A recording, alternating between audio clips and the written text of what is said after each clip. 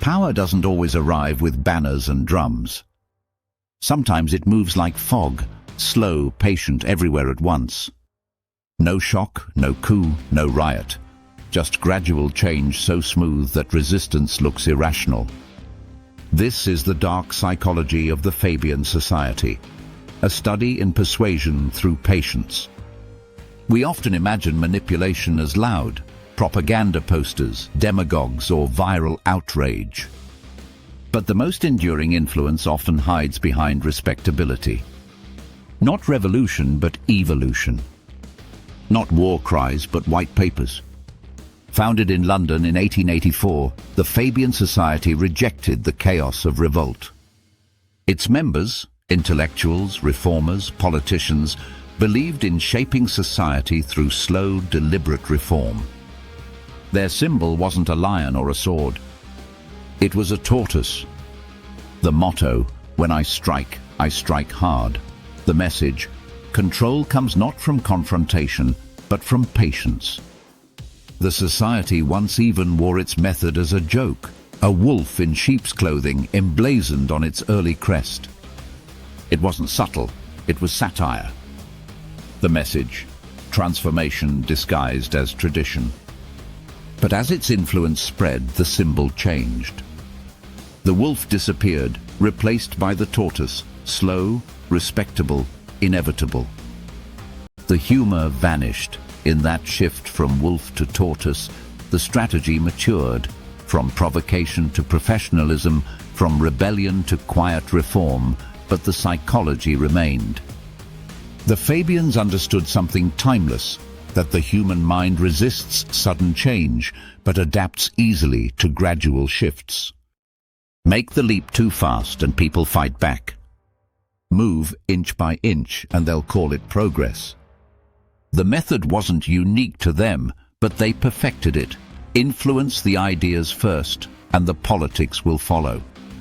Empires learned the same lesson long before, that soft power outlives swords. Priesthoods guided kings by shaping language. Modern think tanks, media networks, and universities inherited the same playbook. Move institutions, and you move minds. From salons to lecture halls, from pamphlets to policy briefs, the Fabians reframed public language itself. They didn't shout their beliefs, they domesticated them. By the time society caught up, the ground had already shifted. That's where the psychology begins. Change doesn't start with action. It starts with framing, the words that decide what feels acceptable before anyone debates the facts. Rename a policy, soften a phrase, replace control with care, and emotion bends before logic can intervene. Language becomes the steering wheel of thought. Once words feel safe, the Overton window shifts. Yesterday's radical becomes today's reasonable, tomorrow's moral necessity. And to make that shift stick, social proof seals the deal. Respectable voices, credentialed experts, carefully chosen independent panels. When authority looks balanced, the message feels inevitable. Dissent, meanwhile, fades under pluralistic ignorance. If nobody objects in public, everyone assumes no one objects at all.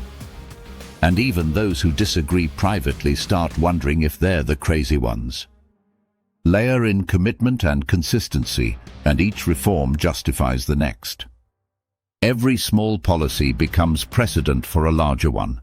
If you agreed with that, how can you oppose this? Step by step, the path writes itself, and the traveler forgets he's being led. This is what made Fabianism powerful, not just its politics, but its psychology. It weaponized the natural rhythms of human adaptation. Where revolution burns fast and dies, gradualism cools the temperature until change feels ordinary. The tactics spread far beyond the society itself. Influence through institutions, not mobs. Shift values through education, law, and language, the slow tools. The public rarely notices a line moving 1 millimeter at a time. They use the patient machinery of committees and policy papers, places where decisions appear too boring to threaten anyone, yet shape how entire populations think. Today, that patience lives on through what strategists call lawfare, the quiet rewriting of rules until control becomes codified. No soldiers, no slogans. Just regulation after regulation, narrowing freedom while claiming to defend it. Law becomes the battlefield, and compliance becomes conquest. The tone remained calm, the arguments measured, and that calmness became its camouflage. Moderation is seductive. When an idea presents itself as reasonable, it gains a moral halo. Extremism is easy to spot, but moderation disguised as inevitability is almost impossible to fight. The Fabian message was never rebel, it was improve. And who wants to argue against improvement? The language of destiny followed: modernization, progress, the arc of history. Phrases that make every alternative sound outdated, every critic sound regressive. If the future is a one-way road, then questioning direction becomes a form of heresy. This psychological framework didn't stay confined to politics. Corporations call it stakeholder alignment. Religions call it catechism. Media calls it narrative management. Every system that wants compliance without confrontation borrows the same blueprint. Teach the language, then let the language teach the people. It's easy to mistake this for conspiracy, but in truth, it's a cognitive pattern. Most lasting power operates by conditioning normality, not by forcing obedience. People don't need to be told what to believe. They just need to stop questioning why they believe it. There's a reason the Fabian approach has survived centuries. It's safe. No guillotines, no coups, no chaos, just managed momentum. And yes, the results can be positive. It creates stability, predictability, reforms that don't rip societies apart. But the danger lies in what gets lost: transparency, consent, and accountability. When change becomes continuous and undetectable, no one remembers to ask who's steering. Have you ever seen change sold as progress, only to realize what you lost once it was too late? Drop it below. The quiet revolutions often tell the loudest truths. What begins as social planning can morph into social programming. When progress is perpetual, dissent becomes pathology, a sign you're anti-progress. And once morality is fused with inevitability, debate ends before it begins. So what's the defense? It starts with language. Interrogate the frame before the facts. Ask which words make the unacceptable seem reasonable. Ask what's missing, which options never reach the table. Watch for phrases like inevitable, modernize, or common sense, used as shields against scrutiny. Next, resist drift disguised as moderation. Incremental change isn't always evil, but it must stay visible. If a reform is good, it can withstand open debate. If it needs to hide behind process and time, that's not progress, that's persuasion.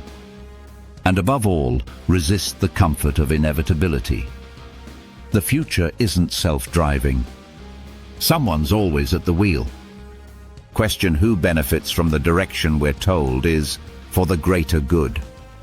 Because the dark psychology of the Fabian Society isn't about socialism, capitalism, or ideology.